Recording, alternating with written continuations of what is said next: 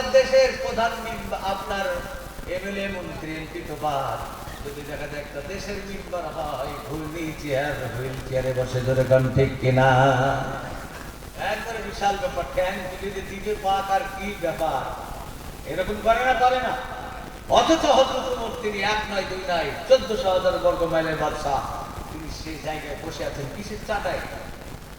হযরত ওমরকে বসে আছেন দেখে নিয়েছেন মেয়েটি অনেক দূর থেকে। হযরত ওমরের কাছে এসে সিজদায় পড়ে গেল। রাত্রি বেলাতে যে লোকটি গিয়েছিল সেই তো সিংহাসনে বসে আছে।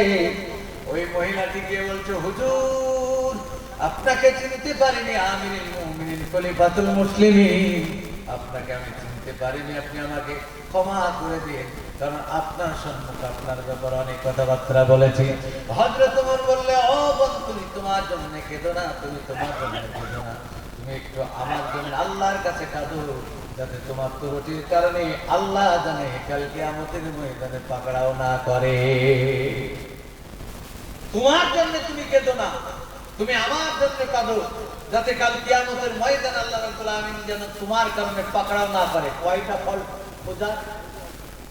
একটা ফল এটা, তাও সেটা ফলটার মধ্যে না, উনি খোঁজ নেন কিন্তু জঙ্গলের সাহেব বুঝতে পারেন না, দেখতে পারেন না। আর আমরা তো প্রজাদেরকে কত কষ্ট দিচ্ছি, ধর পড়া টাকা, ধপ পড়া টাকা, এ টাকা, ও টাকা, সে টাকা, যত রকমের বৃদ্ধ ভাতার টাকা সব শেষ। খাও যত পারো, খাওয়া অসুবিধা নাই, একবার খেয়ে মরো তখন বুঝতে পারবে কবরে কেমন খাবার খাওয়াবে। একবার মরে দেখো না, তখন বুঝতে পারবে।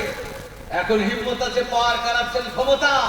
কত লোককে দেখলাম আমাদের এলাকায়, দেখেছি 56 ইঞ্চি বডি, বিশাল এরকম, দিনে 2-3টে মার্ডার করে দল, পিছনে